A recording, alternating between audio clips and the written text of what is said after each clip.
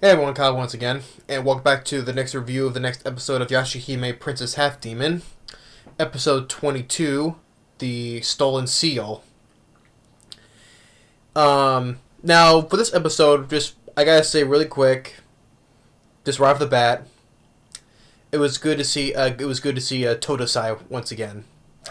So, anyways, I guess you hear the dogs barking, not just my dog, but two other dogs were watching barking, so we hear that. But I was saying it's good to see Todosai again. You know, recall Todosai is the demon blacksmith who constructed the Tetsaiga and the Tenseiga. So he gives like a 5-second cameo, but it was good to see him again. So it's good right off the bat. It was good to see Todosai again. But this is a really good episode. It was more interesting. A lot of interesting things that happened in this episode, particularly in this opening with the opening right now with Lord Kirimaru, and we see the return of Inuyasha. It's flashback once again, like 200 years or so, or no, it was 500 years, but because they mentioned 500 years because you got that grim comet coming down. How with Sesshomaru and Inuyasha took out because since Toga was no longer around, and Kirimaru was asleep. So, but this time here in the flashback, we get Inuyasha and Sesshomaru's father, the great dog demon Toga, and Lord Kirimaru. They're at the shrine where Sesshomaru's mother, or you could say Toga's first wife, you can say, and Zero is there, and both of them, they fly up, they both disperse the comet with the demons coming out, which I thought was kind of like more of a Hydra, though, but it's just like another string of demons that, like Naraka would send out, but anyway, they take it out with an ending with Toga using the Meidus on Getza, send it back into the netherworld, and which I find funny enough, after that, Lord Kirimaru, he just falls asleep afterwards. like so he's like some little kid, just like a kid, I thought that was kind of interesting and funny at the same time. After that, just like I thought that was kind of funny and interesting on Kirimaru's character. So he's an honorable guy, honoring, especially for Toga, and sometimes he's like actually a kid. You just all of a sudden just sleep after that, just another day, a hard day's work.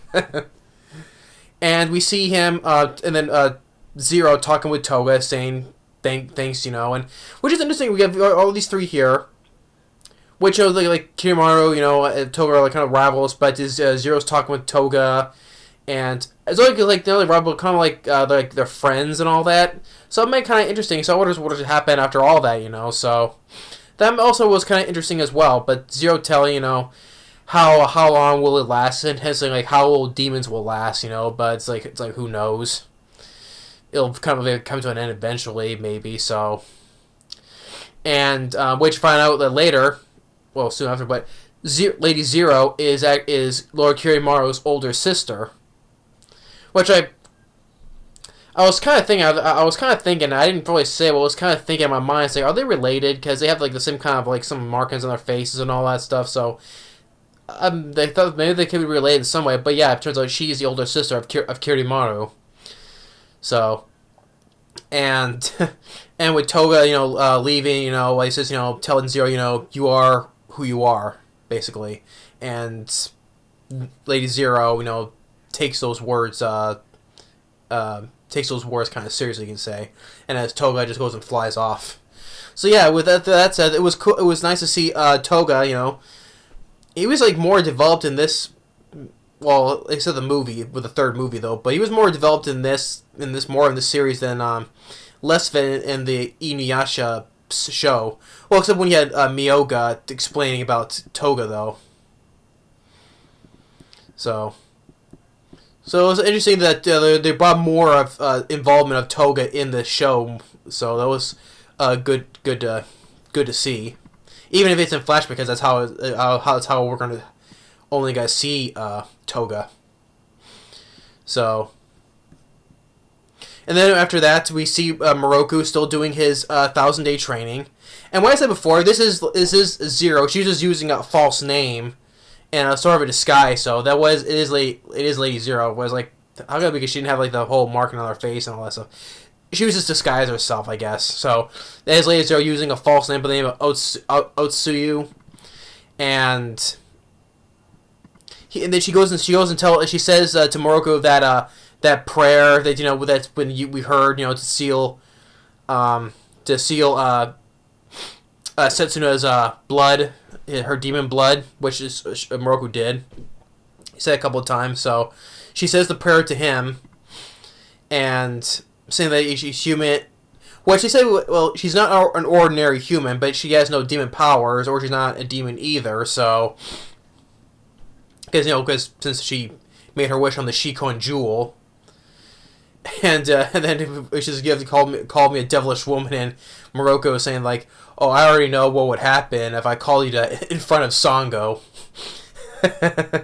Yeah, I thought that was kind of funny, because how we all know how Sango would be when during his time when he would interact with other women. So when she would get all jealous and pretty much would smack him one. So that was a kind of funny line there. But she wants to release the seal on Setsuna. So, and also she Zero says it's like, well, you can't seem to give up your wind tunnel. So that was another thing that a touch of line right there. And then she kind of sprays him with some kind of webbing. It's not like her. Well, like I said, since she gave up her demon powers, though, I would say she's using some kind of magic. It has to be some kind of like a magic or something she is doing. It's not like demon power. So, which you see that she can steal and copy the power. So, I don't think it's not demonic powers that she has, but I think she's like a magic version ability to just steal and copy and steal their powers. Like when she still takes the sealing power away from Moroku. So, and then after that, we cut to with our trio, and Toa thinking about the hug that Riku gave her, comparing to how it's different when Papa Sota hugged her, and Senso said that her Naginata is feeling a bit dull, so even Moroha feels like she can sharpen it up for her. And then we cut to Kirimaru on his ship without his mask on, and you see the little scar right here that Toa put on him during the episode 18.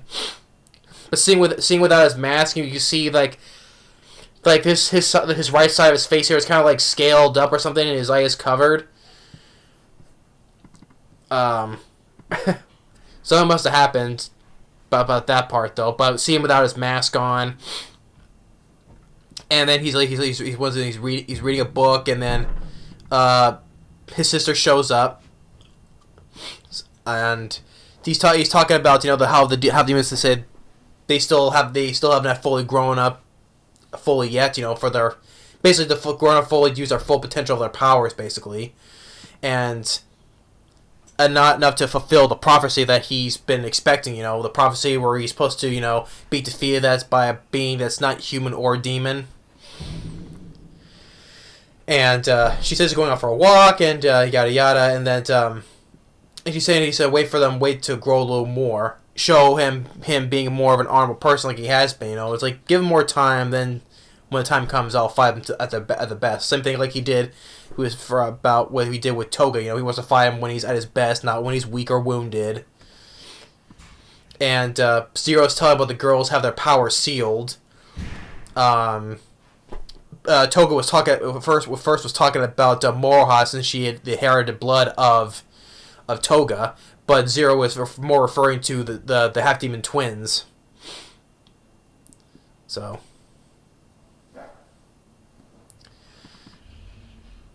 and then Moroha tries to sharpen the Naginata. That doesn't work, and then they both Setsuna and Moro both exchange mean glances at each other, which I thought was kind of funny, you know. And they are walking through town. Then Zero shows up in that same disguise again, and she uses her eyes are going. She puts like some kind of a spell, like making her and Toa in this little snowstorm. Like it has to be some kind of magic that she's using, but like I said, how she's able to have all this? Like I said, how she was able to have sorry again. How she was to have some certain powers, even though she got no demon powers after creating the Rainbow Pearls, and had the same age and appearance for the next 200 years. So there has to be a little something behind that, though. But he says she has no demon powers, though. But it has to be some kind of magic she's using, you know, a copy and paste thing. So basically, but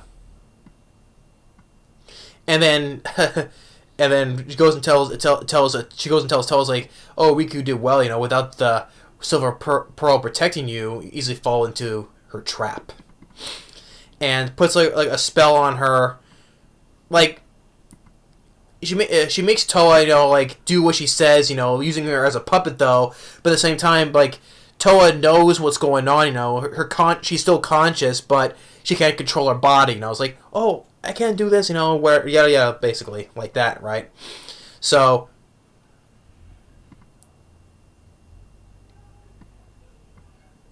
Toa is forcing herself to hold Setsuna's arm out so that she can undo the seal on Setsuna. Moha tries to step in, but Zero tells her like, if you kill me, you also kill Toa, who is linked to me. Which is an interesting thing, you know, like, since there's nothing she can do, and she even says, Zero says, Toa's not the only one who's tied to me, basically. There's many other people. How many people will have to die with me?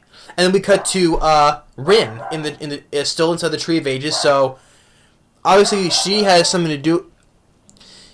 If she just how many people are linked to her, if she dies, and how many people will die with her, and we see Rin there, so obviously she's involved with Rin. She must have did something. Must be a link to her. Maybe that's why she's in the Tree of Ages, to keep her safe. I don't know, but there has to be some kind of a connection with her and Zero.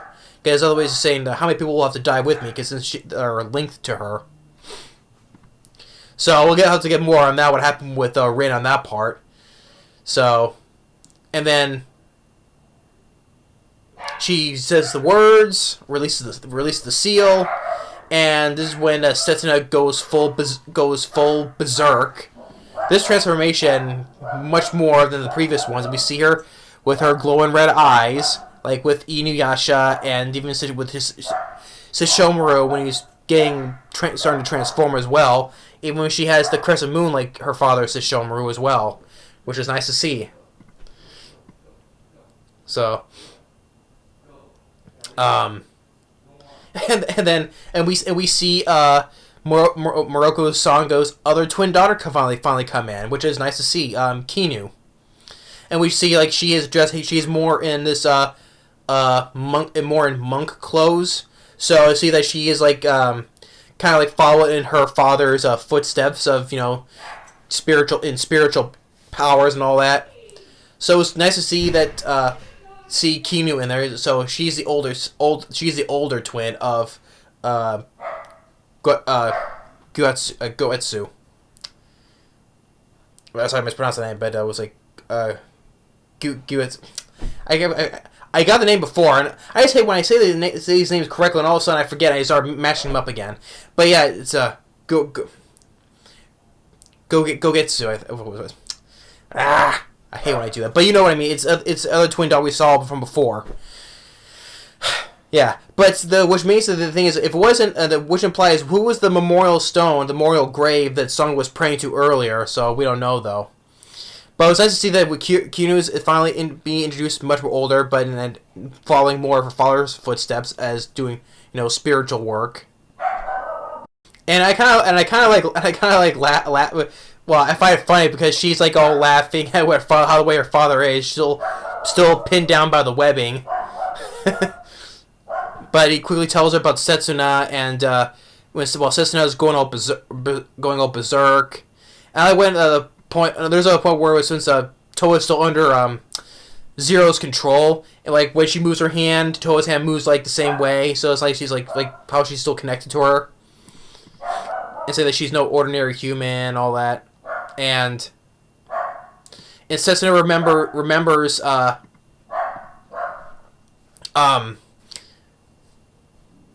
she remembers seeing the same she remembers seeing Zero's eyes from before.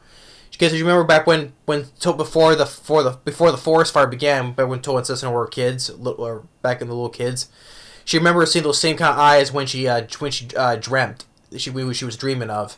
So she recognized that Zero now. So from those eyes. So and Moroha tries to use the Crimson Dragon Wave. Zero just diverts it to the sky. She tries using her Heavenly Arrow Barrage. Doesn't do any good.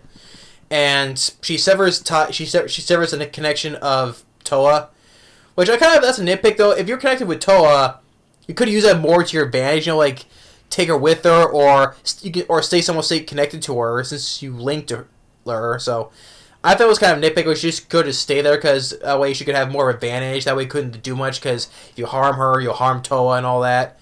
I think she should have stayed. Logic could have stayed connected to her, but whatever. She just goes and just snaps it like that, cuts it off like that. Then Takuchiyo comes in. Zero gets away. Then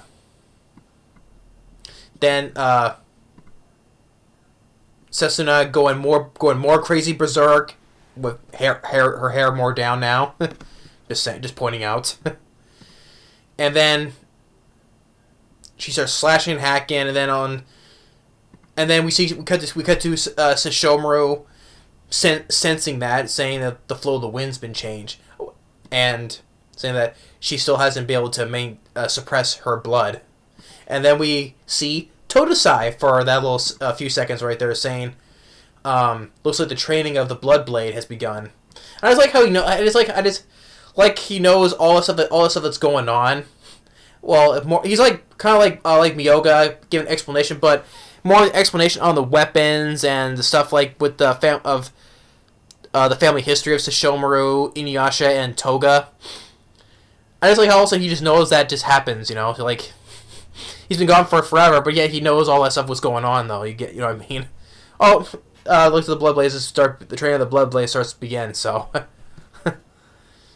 which means does that imply that it's like with Sesshomaru, he has to let go of his thing of the Tenseiga, and then that's how he got his new blade, the Bokusaiga. Maybe it's implying the same thing with Setsuna, like win off her Naginaga, then probably that thing, the blade he's calling it. Maybe that'll be her new weapon. Who knows? And wait until we see her. Until we see more. So, like, Toa tries to absorb her more demon energy, but it's too much. And then she like grows those butterfly wings, which has to be like resemblance, something to do with the dream butterfly. And Moroha, she tries catching up with Setsuna by becoming Beniyasha, with the Rouge, becoming Beniyasha. Tries to, which is kind of cool to see two fully transformed half demons, core demons to be exact though, but trying to battling it out, so that was kind of a cool thing to see, two fully transformed half demons. And then Hisui arrives on Kilala with Kinyu, and of course Kinyu is saying, "Oh, no, I'm not Gokuto." Got it. I said the name correct. Gokuto. I just hate when I get the names right, all of a sudden I start butchering them up again. Gokuto. Yeah, so good. Got that. At least I got that out of the way. So King's like, oh no, Gogo, I'm Kinyo, Gogoto's older sister, and but Moha has reached her limit, and Kinyo says to Toa, that to calm her down. He's that she already had to hold her back, to calm her down, so.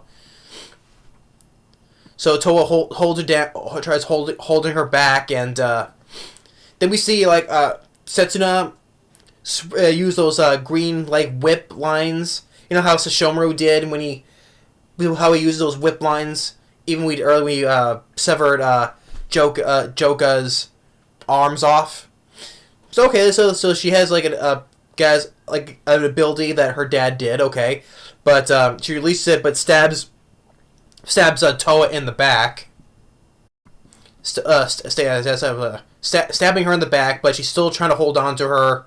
And we see Moroha in her mind, the calm, innocent one, in the dark place, and it was basically in her mind, oh, Toa's calling me, so she kind of reaches out, and you see this gold and silver light combine together. And she breaks out of that berserker rage, and she's all calm. She's all calm now. So Kinyu says that prayer line again, resets the whole seal again. But we see this bloodline that's on her arm that hasn't receded. So something on that part. And she says she wants to get back at Zero for what she did. And we cut back with Zero picking up some dirt and just saying that, this is what once again saying the words that, what Toga said to her from before. This is who I am after all. Is that fine, my lord? And then Riku comes in. Yeah, Riku comes in, and then we cut to them in for the first time since episode 4. We cut back to the modern era finally. I was like, man, when are we going to come back to the modern era? It's been this long, so since episode 4. So yeah, we cut to an airplane and we see the Grim Comet in the sky. So since it's been 500 years now, it's coming here now in the modern era, and I knew something was up because from while back, basically from the start of the series, I kind of figured something was up with this guy. And so we cut to Toa's teacher, explaining the Grim Comet is here, and even in this era, Toa's teacher, last name Kirin, kind of in the same word of Lord Kirimaro. I knew something was up with this guy because as soon after he sees the comet, he turns and he sees Sota with his daughter May, and then it just cuts away like that. So I knew something was up with this guy. Because his last name is kind of almost like the first half of the name of Kirimaru, and he's mentioned about the comet again. Well, he mentions about the comet being in this era now, so I knew something was kind of up with this guy, unless this is on purpose and it's kind of make us believe that something's up. But I kind of figure something was up with this guy. I could be wrong though, but just how the way it plays out like this, something could be wrong with this guy. Something was up with this guy, basically. And he's then he approaches Sota and May there, so something's gonna happen something's gonna happen in the modern era. So, but yeah. Now not quite a lot happened in this episode, but a lot of interesting things has happened. Not like in the previous episode with the secret of the Rainbow Pearls, which that I enjoyed. I do like that episode better than this one, though, because a lot happened in that episode, which was cool, and Rico being badass, and more of the Secret of the Rainbow Pearls, and Totetsu, and all that. But I still enjoy the episode more than this, though. But here, stuff did happen. More interesting things happen. Like in the opening, seeing Toga, nice to see him. And we see more interesting things with the Kirimaru. Like you said, he says, after... Like, him and Kirimaru, kind of acting like rivals, or kind of like friends, and then after the comment, he goes and just falls asleep afterwards. Kind of, he's kind of like acting like he's like a little bit of a child, you know. And like Zero is his older sister, and they still doing more, saying more like honorable things, basically. You know, saying wait till those half demons, you know, wait till they grow up a bit more and all that. You know, because otherwise they won't be able to, like, the prophecy is falsely, you know. So mention about the prophecy, but he wants to wait for them to, you know, grow up a bit more. So, and then with the Zero, you know, stealing the seal powers from Roku. Like I said, how if she gave up her demon powers, how could she have more of these abilities, you know, and still at the same time still look the same after 200 years, right? I say, hey, she has to use some, because she has this staff thing, and it has to be some kind of magic she's using, because she can copy and steal and copy, use the powers, basically, so. But let's see on that one, though. And then seeing Setsuna go more full berserker rage. Like Morha using her transforming, trying to fight Setsuna, like seeing two full-fledged half demons go at it a little bit. Okay. Toa getting injured but trying to hold her back, and with this finally seeing a Kinu in it, you know, still, like I said, trying to be like more like her father, but still being kind of funny when she sees her dad lying on the ground, still restrained. And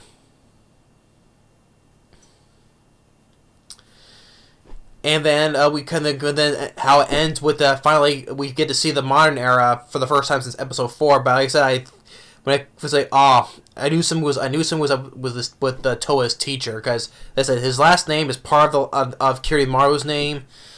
And then when he approaches Sota and Mei right there, I knew someone was up with this guy, because it had to be something up, because if the guy's name is part of Kirimaru, you gotta figure something is up with the guy. And we just calmly, you know, tells what looks at the comment like that, saying it's now in this era now. So I know someone had to be up with this guy.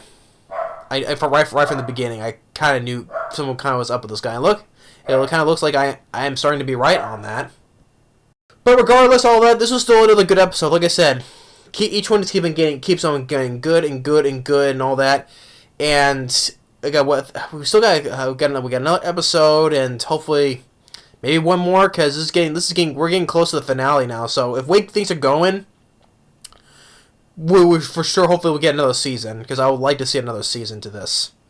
Because I know, like I said before, I know it's not gonna probably get as many seasons like Inuyasha did, like 8 seasons, you know, but or movies, but 4 movies. But I wanted to see Yashahime get another season at most.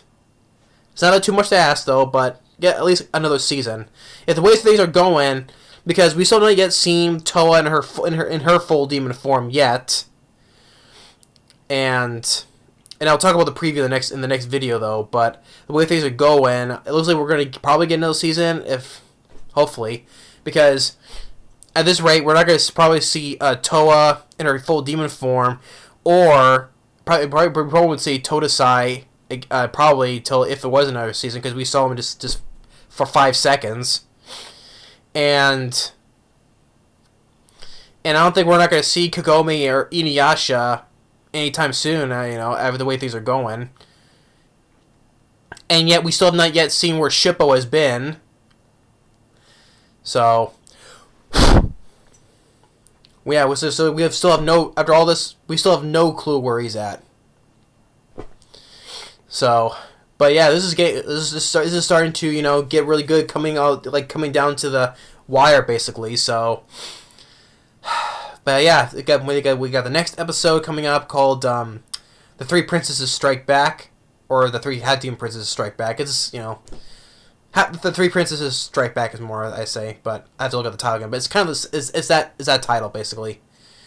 So, but I'll talk about the preview in the next video. But yeah, this has been another good one. Like all the things I said, it's been another good one. I do like episode 21, but still a bit more than this one though, because like I said, I enjoy the more things happening in that one, the more in this though. But still, regardless, there was a lot more interesting things. Like I said, couple more interesting things about Kirimaru, more on Zero, a little bit more things on Zero. But yeah. But like everything else I said about the episode. So, but that's my episode review of episode 22, The Stolen Seal. So thanks for watching, and stay tuned for my review of the preview for episode 23. Later.